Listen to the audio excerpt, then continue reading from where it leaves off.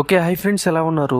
Recent టైమ్స్‌లో అయితే చాలామంది అయితే ఛానెల్స్ అయితే క్రియేట్ చేస్తున్నారు. అండ్ మోస్ట్‌లీ మనకి చూసుకుంటే చాలామందికి అయితే కాపీరైట్ స్ట్రైక్స్ అయితే వస్తున్నాయి. మేబీ వాళ్ళకి తెలియకుండా కొన్ని తప్పులు చేసి కాపీరైట్ స్ట్రైక్స్ రావచ్చు. సో ఈ వీడియోలో ఏందంటే కాపీరైట్ స్ట్రైక్స్ గురించి, అలాగే కాపీరైట్ క్లెయిమ్స్ గురించి, నెక్స్ట్ యూట్యూబ్‌లో ఫాలో అవ్వాల్సిన గైడ్‌లైన్స్ గురించి ఇవన్నీ ఈ వీడియోలో అయితే డిస్కస్ చేస్తాను. మాక్సిమం ప్రతి ఒక్క క్రియేటర్‌కి ఈ వీడియో అనేది యూజ్ అవుద్ది. సో మీ ఫ్రెండ్స్‌లో ఎవరన్నా ఛానల్ క్రియేట్ చేయాలనుకున్నా, లేదన్నా ఎవరన్నా క్రియేట్ చేసున్నా వాళ్ళకి షేర్ చేయండి. సో దట్ వాళ్ళకి తెలియకుండా చేసే తప్పులు ఈ వీడియో చూసైనా చేయకుండా ఉంటారు. లేట్ చేయకుండా మనం వీడియో స్టార్ట్ చేద్దాం. సో ఫస్ట్ మీకు కాపీరైట్ స్ట్రైక్ అంటే ఏంటి, దీని గురించి ఎక్స్ప్లెయిన్ చేస్తాను. కాపీరైట్ స్ట్రైక్ అంటే ఏం లేదు, వేరే వాళ్ళ కంటెంట్ యాజ్ టీజ్ గా మనం డౌన్లోడ్ చేసుకొని మన ఛానల్లో అప్లోడ్ చేసినప్పుడు కాపీరైట్ స్ట్రైక్స్ అయితే మాక్సిమం వస్తాయి మనకి. అలాగే టీవీలో షోస్ స్క్రీన్ రికార్డ్ చేసి కెమెరా పెట్టేసి రికార్డ్ చేసి మన ఛానల్లో అప్లోడ్ చేసినప్పుడు కానీ కాపీరైట్ స్ట్రైక్స్ అనేది ఎక్కువగా వస్తుంటాయి. మాక్సిమం ఇలాంటి తప్పులు చేయకుండా ఉంటే మీకు కాపీరైట్ స్ట్రైక్స్ అయితే రావు. అండ్ మీకు 3 కాపీరైట్ స్ట్రైక్స్ వచ్చాయంటే మీ ఛానల్ డిలీట్ అయిపోతుంది. ఫస్ట్ కాపీరైట్ స్ట్రైక్ వచ్చిందంటే 7 days మీ ఛానల్లో ఎలాంటి వీడియో అప్లోడ్ చేయలేరు. సెకండ్ స్ట్రైక్ వస్తే 14 days అయితే ఎలాంటి వీడియో అప్లోడ్ చేయలేరు. నెక్స్ట్ థర్డ్ స్ట్రైక్ అని వచ్చిందంటే మీ ఛానల్ అనేది కంప్లీట్ గా టెర్మినేట్ అయిపోద్ది. అలాగే మీ ఛానల్లో ఉన్న వీడియోస్ కానీ డిలీట్ అయిపోతాయి. అలాగే ఇంకో విషయం ఏంటంటే మెయిన్, ఒకవేళ మీకు 3 స్ట్రైక్స్ పడి ఛానల్ డిలీట్ అయిపోయింది అనుకోండి, ఆ మొబైల్ నుంచి మీరు అనదర్ ఛానల్ అయితే క్రియేట్ చేసుకోలేరు. మళ్ళీ మీరు వేరే మొబైల్ అయితే తీసుకొని మళ్ళీ దాంట్లో మొబైల్ వేరే సిమ్ వేసుకొని నెక్స్ట్ వేరే ఛానల్ క్రియేట్ చేసుకోవాల్సి ఉంటుంది. అంత పెద్ద డేంజర్ అనమాట ఈ కాపీరైట్ స్ట్రైక్స్ అనేది. జాగ్రత్తగా ఉండండి. ఎవరివి కాపీ చేయకుండా మీ ఓన్ కంటెంట్ పెట్టండి. 2025 గానే వచ్చేసింది. రూల్స్ అనేది చాలా వరకు చేంజ్ అయిపోయాయి. జాగ్రత్తగా ఉండండి. ఇది అనమాట. మీకు అర్థమైంది అనుకుంటున్నాను కాపీరైట్ స్ట్రైక్ అంటే ఏంటో. వేరే వాళ్ళ కంటెంట్ యాజ్ టీజ్ గా మనం అప్లోడ్ చేసినప్పుడు కాపీరైట్ స్ట్రైక్స్ అయితే వస్తాయి. అన్న ఇంకొంతమంది కొంచెం తెలివిగా అడుగుతారు, అన్న కొంచెం ఎడిట్ చేసుకుని ఏమన్నా పోస్ట్ చేసుకోవచ్చు అని. అలాగని చేయొద్దు. మీ ఓన్ కంటెంట్ అయితేనే అప్లోడ్ చేయండి.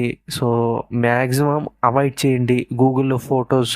ఇవన్నీ అవాయిడ్ చేస్తేనే మీరు ఎప్పటికైనా ఫ్యూచర్లో అయినా మీ ఛానల్కి ఎలాంటి ప్రాబ్లం ఉండదు. అర్థమైంది అనుకుంటున్నాను. ఏదైనా డౌట్స్ ఉన్నా కాపీరైట్ స్ట్రైక్ గురించి కింద కామెంట్ సెక్షన్ లో అడగండి. నెక్స్ట్ కాపీరైట్ క్లెయిమ్ గురించి అయితే ఎక్స్ప్లెయిన్ చేస్తాను. ఇది ఎప్పుడు వస్తుందంటే మనకి వేరే వాళ్ళ మ్యూజిక్ యూజ్ చేసినప్పుడు మనకి కాపీరైట్ క్లెయిమ్స్ అనేది ఎక్కువగా వస్తుంటాయి. అంటే మనకి టీ సిరీస్ మ్యూజిక్ కావచ్చు, ఇంకా ఉంటాయి కదా వేరే వేరే ఛానల్స్ మ్యూజిక్. అవి యాజ్ గా మన వాళ్ళు చాలా మంది తెచ్చేసి యూజ్ చేసుకుంటారు. ఏం కాదులే, మాకేం ప్రాబ్లం ఉండదులేని. కాపీరైట్ క్లెయిమ్ అయితే పడుతుంది. కాపీరైట్ క్లెయిమ్ పడినప్పుడు ఏమవుద్ది, మనకు వచ్చే ఒకవేళ మానిటైజేషన్ అయింది అనుకోండి, మనకు వచ్చే రెవెన్యూ అంతా వాళ్ళకి వెళ్ళిపోద్ది. అప్పుడు వీడియో చేసినా వేస్టే కదా. కాబట్టి వేరే వాళ్ళ మ్యూజిక్ అయితే యూజ్ చేయొద్దు. అది యూట్యూబ్ ఆడియో లైబ్రరీ అయినా నేనైతే యూజ్ చేయొద్దు అని చెప్తాను. ఎందుకంటే మనకి వాళ్ళు స్టార్టింగ్ లో యూజ్ చేసుకోవచ్చు అని చెప్తారు. మన ఛానల్లో ఒకరంతా మంచిగా వ్యూస్ వస్తున్నాయి అనుకోండి, కాపీరైట్ క్లెయిమ్ అయితే వేస్తారు. మనకు వచ్చే రెవెన్యూ అంతా వాళ్ళకి వెళ్ళిపోద్ది. అంటే ఇంకొంతమందికి డౌట్ ఏంటంటే, అన్న ఒకవేళ మేము తెలియకుండా అప్లోడ్ చేసేసాము, మా కాపీరైట్ క్లెయిమ్ అయితే వచ్చింది, ఇప్పుడు ఆ కాపీరైట్ క్లెయిమ్ అనేది రిమూవ్ చేసుకోలేమంటే చేసుకోవచ్చు. మీరు ఒకవేళ తెలిసి అప్లోడ్ చేస్తుంటే ఎడిటింగ్ పార్ట్ లో ఆ మ్యూజిక్ అనేది కట్ చేసి అప్లోడ్ చేసుకోండి. ఒకవేళ తెలియకుండా వచ్చిందంటే మీ వైటీ స్టూడియో యాప్ ఓపెన్ చేసి డెస్క్టాప్ సైట్లో వచ్చేసి అక్కడ ఏ వీడియోకి అయితే మీకు కాపీరైట్ క్లెయిమ్ వచ్చిందో ఆ వీడియోను ఓపెన్ చేసుకోండి. నెక్స్ట్ మీకు కింద 3 ఆప్షన్స్ అయితే ఉంటాయి. కాపీరైట్ క్లెయిమ్ వచ్చిన వీడియోకి 3 ఆప్షన్స్ అయితే ఉంటాయి. ట్రిమ్ అవుట్ అని, రీప్లేస్ సాంగ్ అని, ఇంకా మ్యూట్ సాంగ్ అని ఉంటుంది. ట్రిమ్ అవుట్ అంటే మీరు ఒక 10 నిమిషాల వీడియో అనుకోండి, ఆ 10 నిమిషాల వీడియోకి 2 నిమిషాలు సాంగ్ యాడ్ చేశారనుకోండి. ఇప్పుడు ట్రిమ్ అవుట్ చేశారనుకోండి, ఏదైతే 2 నిమిషాల మ్యూజిక్ ఉందో ఆ మ్యూజిక్ తో పాటు మీరు ఏదైతే వాయిస్ ఓవర్ ఇచ్చి ఉంటారో, లేదంటే మీరు మాట్లాడిందంతా ఆ 2 నిమిషాల వీడియో అంతా కట్ అయిపోద్ది. లేదు నాకు సాంగ్ ని రీప్లేస్ చేసుకోవాలంటే మనకి పెయిడ్ మ్యూజిక్ లో ఏదైనా మ్యూజిక్ తీసుకున్నారనుకోండి, అది రీప్లేస్ చేసుకోవచ్చు. లేదు మ్యూట్ సాంగ్ అంటే 2 minutes వీడియో అనేది కంప్లీట్ గా మ్యూట్ అయిపోద్ది. అంటే సైలెంట్ గా ఉంటుంది వీడియో అనేది. ఏ సౌండ్ రాదు, మీరు మాట్లాడింది మ్యూజిక్ ఏమి రాదు, సైలెంట్ గా వీడియో అనేది ప్లే అవుద్ది. ఇదనమాట కాపీరైట్ క్లెయిమ్ గురించి. మాక్సిమం మీకు అర్థమైంది అనుకుంటున్నాను.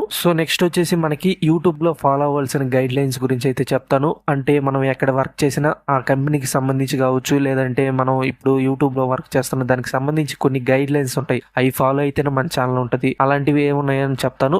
జాగ్రత్తగా మీరైతే వినండి. ఫస్ట్ వచ్చేసి చిన్నపిల్లలు కొట్టడం అలాంటి వీడియోస్ తీసి మనం యూట్యూబ్ లో అప్లోడ్ చేయకూడదు. అది కమ్యూనిటీ గైడ్ లైన్స్ కి వ్యతిరేకం అన్నమాట. అలాగే బ్లడ్ చూపించే వీడియోస్ కానీ మనం అయితే చేయకూడదు. నెక్స్ట్ హేట్ స్పీచ్ అంటే రాజకీయ నాయకులు తిట్టుకునేది కొట్టుకునేది ఉంట్లా, సో అలాంటివి కానీ చేయకూడదు. నెక్స్ట్ వచ్చేసి బాంబులు ఎలా తయారు చేయాలి, సో దీనికి సంబంధించి కానీ చేయకూడదు. ఇది కానీ కమ్యూనిటీ గైడ్ లైన్స్ కి వ్యతిరేకం అన్నమాట.